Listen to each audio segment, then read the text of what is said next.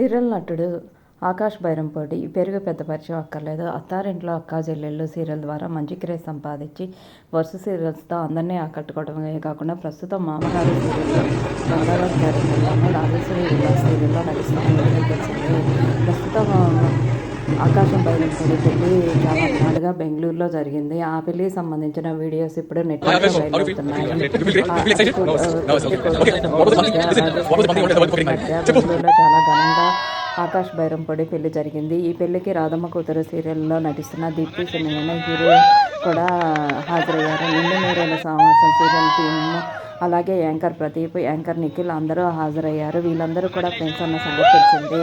ప్రస్తుతం పెళ్లికి సంబంధించిన వీడియోస్, ఫొటోస్ ఇప్పుడు నెట్టింట్లో వైరల్ అవ్వటమే కాకుండా ఈ జంట క్యూట్ కపుల్స్ అంటూ నెటిజన్లు కామెంట్లు పెడుతూ మీరెప్పుడు ఇలాగే హ్యాపీగా ఉండాలి, కంగ్రాట్స్ అంటూ కామెంట్స్ పెడుతున్నారు.